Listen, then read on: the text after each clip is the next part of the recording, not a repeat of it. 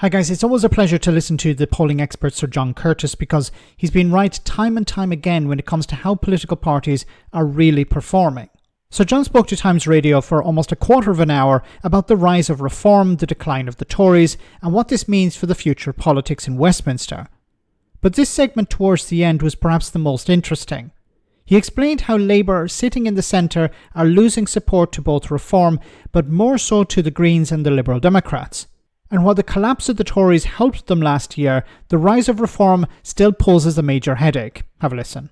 At least, while reform posed the greater immediate threat to Labour in terms of seats, they need to realise that in order to get the votes that they might need to be able to deal with that, they've got to avoid losing voters on the more progressive end of politics, which does leave them with a very difficult problem. I mean, Labour's problem is that they are, in a sense, they're sitting in the centre on much of our politics, and being in the centre is not always a comfortable place to be. Basically, what Reform have done is to taken away from the Conservatives the Johnsonian coalition that delivered them victory in 2019. And Nigel Farage would argue he loaned to Boris Johnson by standing down in Tory-held seats.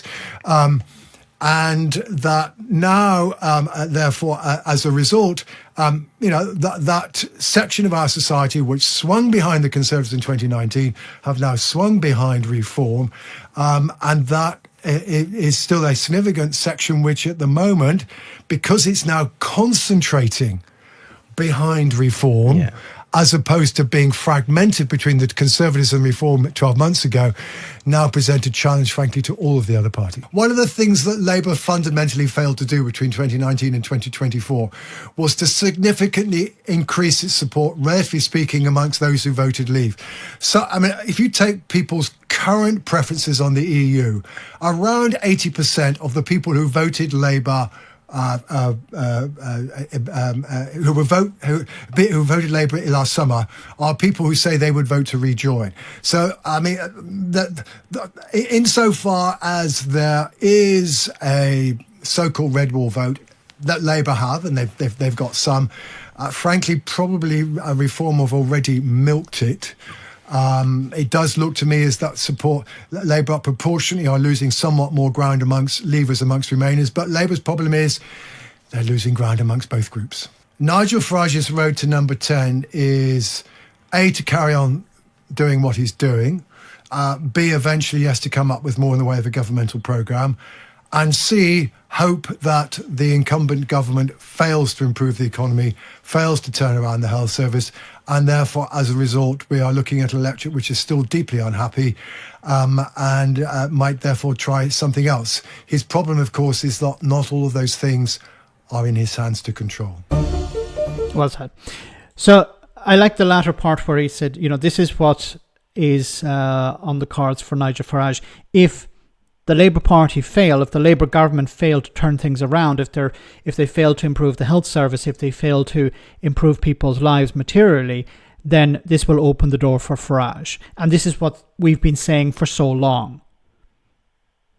The election is a referendum on the incumbent. If Labour are not able to convince the public that they have improved the situation, then they're going to go elsewhere. We saw it with Donald Trump in the US. Doesn't matter who that other person is, people will vote for that other person. And not everyone is following politics, and many people may say, well, let's give Nigel Farage a chance. Now, what's also interesting in this is, Sir John Curtice has mentioned how a lot of support is going to the Greens and going to the Liberal Democrats. And this could be a massive problem for Labour. As he mentioned, it's about votes.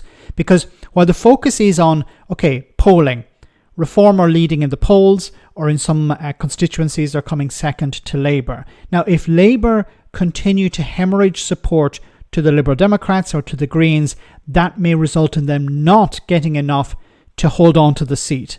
And this would open the door for Reform. So while Labour are focusing on Reform, we need to keep Reform at bay, they're leaving their left flank open. And I think we're going to see a resurgence of the Greens over the next number of years. They're going to have a new leader soon. The media are perhaps changing their tune when it comes to giving them a bit of a platform. And I think we're going to hear more messaging from the Green Party. Maybe they're going to have a bit more support.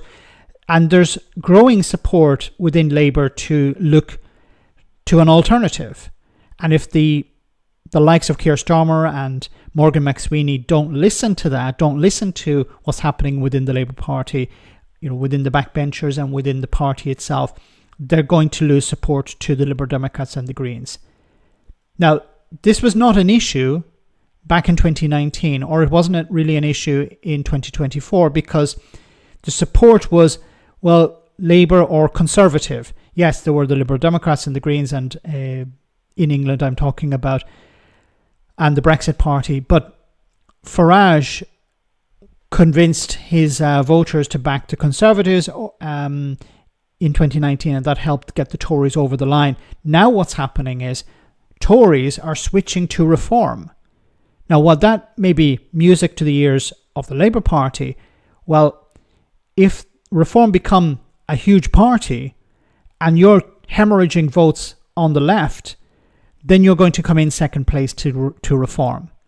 And we could really see, now it's still early days, but we could see a situation where reform become the biggest party in Westminster.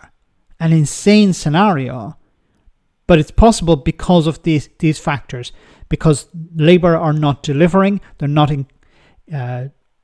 delivering in a way that people can see, and of course they're hemorrhaging support to their left flank. Once again, it's not so much about people wanting to vote for reform, it's a case of people voting for reform because they're not happy with the incumbent. I'll leave a link in the description of this video so you can watch the whole clip. It's really interesting. Otherwise, let me know in the comments section, guys, what you think. As always, your comments are greatly appreciated. Thanks a lot.